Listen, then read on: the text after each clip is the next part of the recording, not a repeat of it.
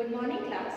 अभी तक हम लोग ने लास्ट क्लास में क्या किया था कि थर्ड ऑर्डर रिएक्शन के लिए हमने डिराइव किया था दो different type of third order reaction के लिए मैंने क्लास में कराया था, जैसे A + B is giving a product P, या फिर किसी एक सिंगल रिएक्टेंट A के ही 3 मोल यूज हो रहे हैं जिस रिएक्शन में, जैसे कि रिएक्शन हो 3A is giving a product P, उसके लिए मैंने डेरिवेशन कराया था और आपको एक असाइनमेंट भी दिया था। आई होप कि आप लोगों ने असाइनमेंट कर लिया होगा। और अब मैं जो आज की क्लास में कराऊंगी वो क्या कराऊंगी, जीरो ऑर्डर इरिवर्सिबल रिएक्शन के लिए कन्वर्जन या कॉन्सेंट्रेशन का टाइम के साथ क्या रिलेशन होगा, क्या फॉर्मूला जनरेट होगा, वो कराऊंगी। तो हम आज करेंगे जीरो ऑर्डर इरिवर्सिबल रिएक्शन।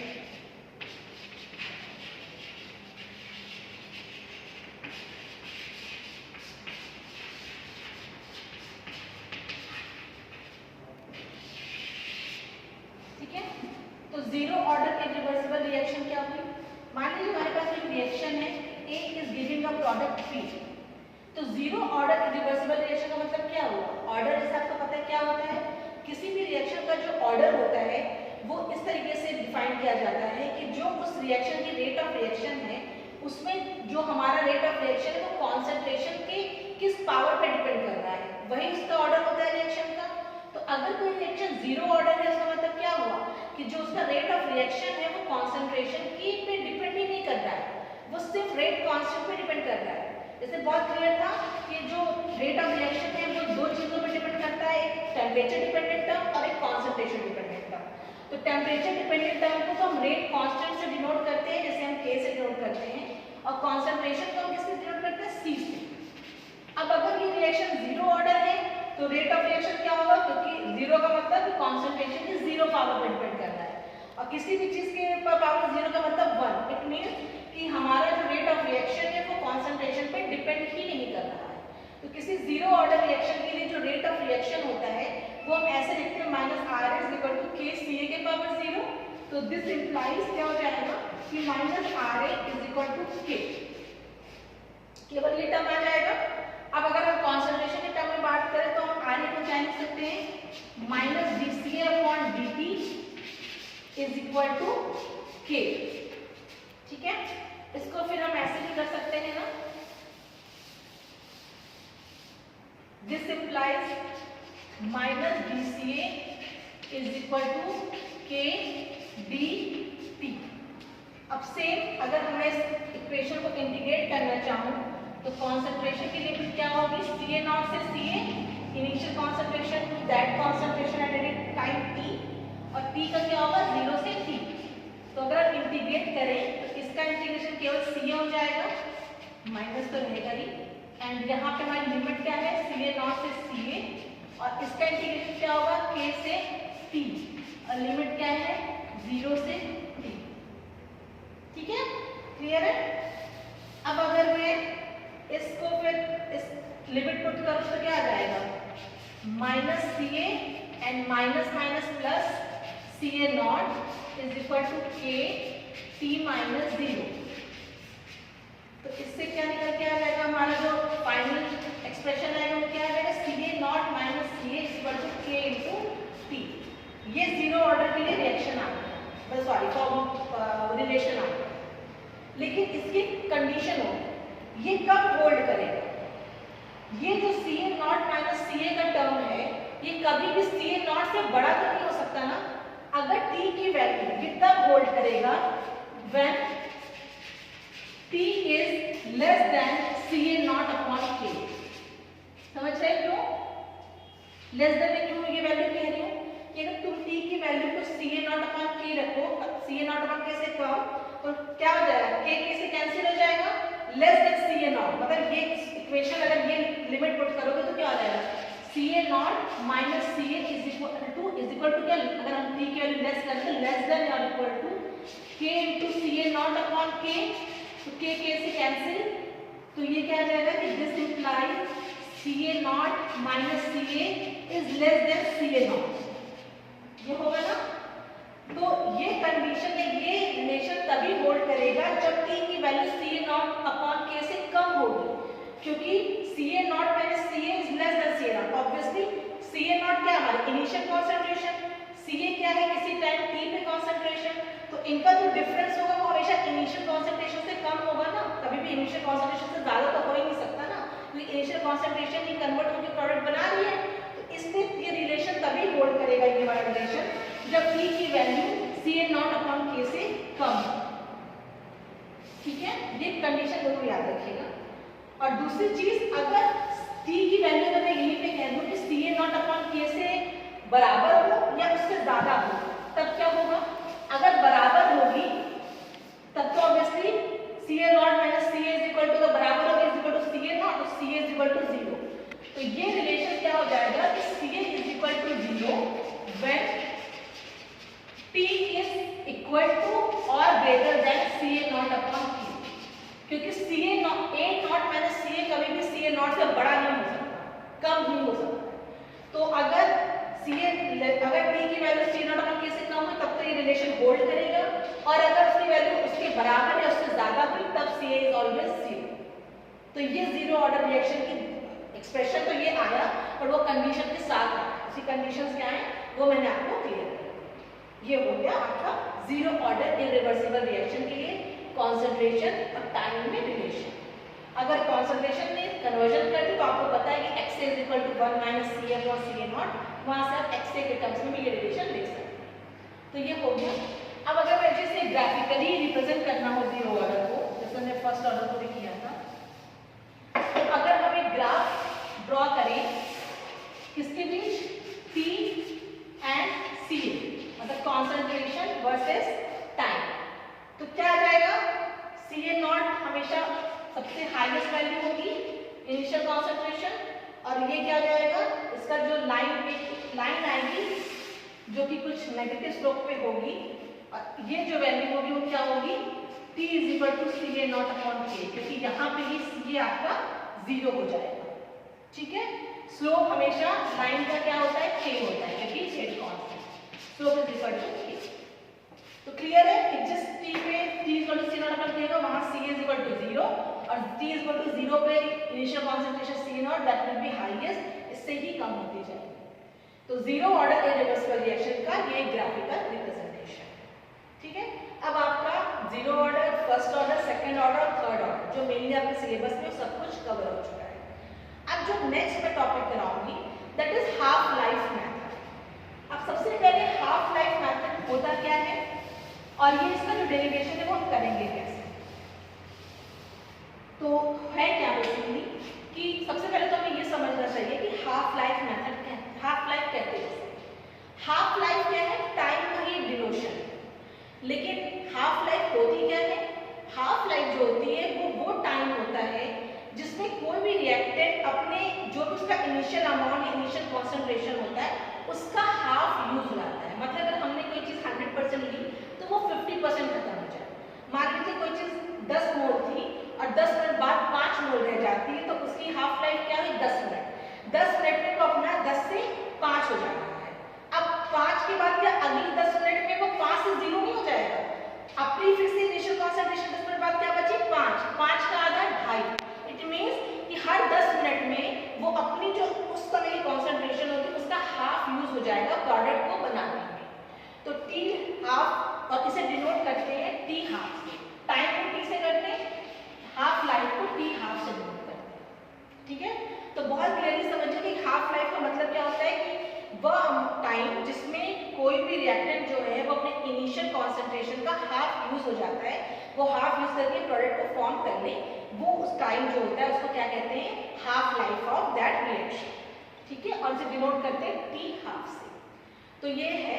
अब इससे हम कैसे एक मेथड निकालते हैं कि या कैसे फॉर्मूला निकालते हैं कि T हाफ और कॉन्सेंट्रेशन में क्या रिलेशन है।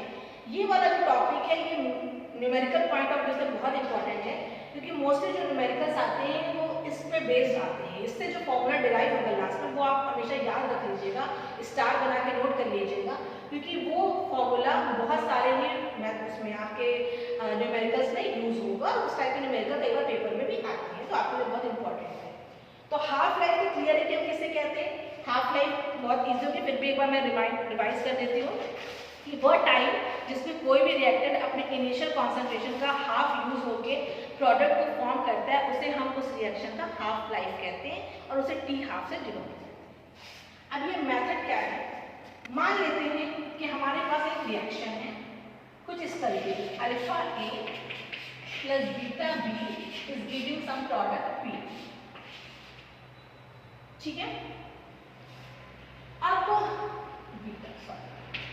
इस रिएक्शन का अगर मैं रेट ऑफ रिएक्शन, हम ये भी मान लेते हैं कि ये जो ए एंड बी है इनकी corresponding concentration C A and कुछ सी बी है, और इस रिएक्शन का जो रेट कांस्टेंट है दैट इज के, ओके। अब अगर इस रिएक्शन का मैं एलिमेंट्री रिएक्शन भी मानिए, हम सब कुछ एलिमेंट्री की नहीं कर रहे हैं, बहुत बार ये चीज मैं आप लोगों को बता चुकी हूँ। तो रेट ऑफ रिएक्शन क्या होगा, minus R A equal to K C A के power alpha and C B के पावर बी, ये होगा, क्योंकि स्टोइकियोमेट्री पे एलिमेंट्री रिएक्शन की जो रेट ऑफ रिएक्शन होती है वो स्टोइकियोमेट्री के करस्पॉन्डिंग होती है। अब अगर हम ये अज्यूम करें कि सी अपॉन सी बी जो इनका रेशियो है that is the equal to the ratio of their stoichiometry, clear. तो यहाँ से दिस इंप्लाइज सी बी को हम ऐसे भी लिख सकते हैं ना, beta by alpha into CA और CB equal to alpha by beta, CB equal to this, इस तरीके से डिनोट कर सकते हैं। तो उस केस में हमारा जो रेट ऑफ रिएक्शन होगा, जो K था, यहाँ पे हम क्या लिख सकते हैं, minus R A is equal to K CA के पावर अल्फा, CB की जगह पर क्या लिखेंगे, beta by alpha into CA के पावर बीटा, ये लिख सकते हैं ना, BCB की जगह पे वैल्यू इस रिलेशन से। तो यहां से आर क्या हो जाएगा, के बीटा बाई अल्फा के पावर बीटा एंड CA के पावर अल्फा प्लस बीटा। अब इस पूरे को एक नया रेट कांस्टेंट के तरह से नोट कर देते हैं, और alpha plus beta whole order of the reaction, इसको हम कुछ n से रिप्रेजेंट करते हैं जो overall order of that reaction है। तो उस केस में फिर माइनस आने को हम लिख सकते हैं इज इक्वल टू के साई एंड वहां पे CA के पावर n, ठीक है।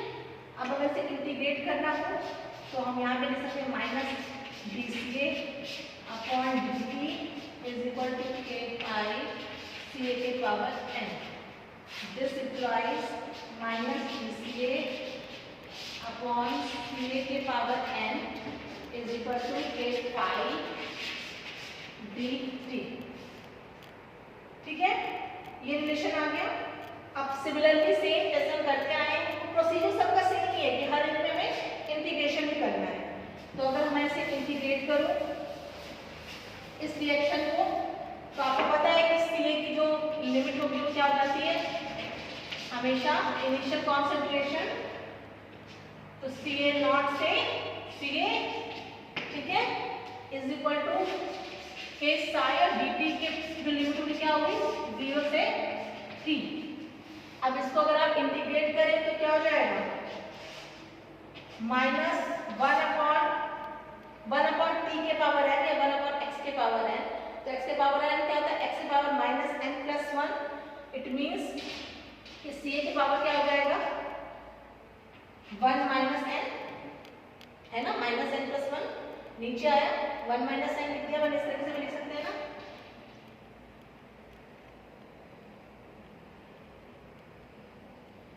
या फिर सॉरी उल्टी से नहीं, इसको हम ऐसे लिखते माइनस n प्लस 1, क्लियर रहेगा, और नीचे माइनस n प्लस 1, अब कंफ्यूजन नहीं होगा।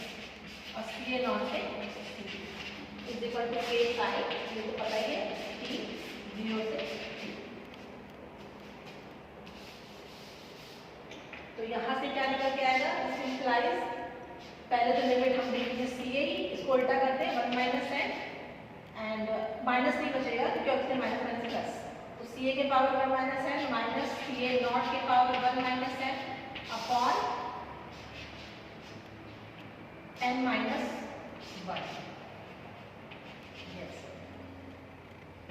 ठीक है, इज इक्वल टू के साई t तो माइनस 0। अब यहाँ से फिर हम दूसरे लिख सकते हैं CA के power 1 minus n minus CA not के power 1 minus n is equal to n-1 k psi into t। ठीक है, अब सेम वही हमने क्या किया था कि टी हाफ क्या है, मतलब हाफ लाइफ क्या है, जिसमें जो कॉन्सेंट्रेशन है वो अपने इनिशियल कॉन्सेंट्रेशन का आधा यूज हो जाए। मतलब जब टी की value is equal to T half होगी तो सी ए क्या हो जाएगा, that C A is equal to C A not by two half. Clear है?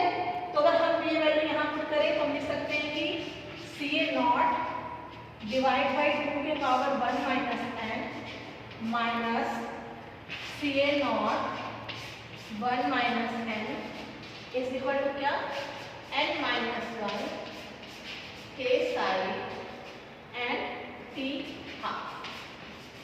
ठीक है, तो दिस इम्प्लाइज 0.5 ऊपर कर दिया 1 माइनस n माइनस 1 कॉमन कर लिया सी ए नॉट की power 1 minus n is equal to n-1 k psi t half. ठीक है, तो दिस इम्प्लाइज कि टी हाफ जो है दैट इज इक्वल टू 0.5 की power 1 minus n minus 1 upon n minus 1 into C A not की power 1 minus n upon k psi। ठीक है, हो गया क्लियर? ये टी हाफ की आपकी फाइनल रिलेशन आ गई, ये जरूर याद रखिएगा क्योंकि मैं जब ये यूनिट खत्म हो जाएगी तो कुछ न्यूमेरिकल कराऊंगी आप लोगों के लिए, उसमें ये वाला फॉर्मूला यूज होगा। ठीक है, तो ये तो हो गया आपका टी हाफ की पावर ये। अब इसी से एक चीज और निकल के आती है, चलिए पहले मैं इससे आपको चीज समझा दूं कि अगर टी हाफ है टाइम, मतलब आधा जब यूज हुआ तब तो ये 0.5 मतलब हमेशा आधा का मतलब 0.5 अमाउंट खत्म हो जाएगा, या सॉरी इनिशियल कॉन्सेंट्रेशन का आधा खत्म हो जाएगा जब टी हाफ होगा। जरूरी नहीं है, ये तो फॉर्मूला आता है कि हमेशा टी मतलब हाफ से रिप्रेजेंट करें। एक चीज और आती है जिसे हम कहते हैं फ्रैक्शनल लाइफ मेथड। फ्रैक्शन जैसे अभी हमने क्या बोला था, ये क्या है, हाफ लाइफ मेथड। ऐसे ही एक चीज होती है फ्रैक्शनल लाइफ मेथड। वो इक्वेशन जो वो उसको डिराइव करने की जरूरत है, वो इसी से निकल जाएगी।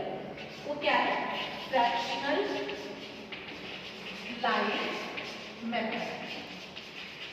अच्छा, अब फ्रैक्शनल लाइफ मेथड क्या हुआ? फ्रैक्शनल लाइफ मेथड जरूरी नहीं है कि इनिशियल कॉन्सेंट्रेशन अपना आधा ही यूज हो, मे भी कई बार वो कुछ टाइम पे वो 3/4 यूज हुआ, या 1/4 यूज हो रहा है, या 1/3 यूज हो गए प्रोडक्ट को फॉर्म कर रहा है। तो 1/3 इज अ फ्रैक्शन या 3/4 इज अ फ्रैक्शन।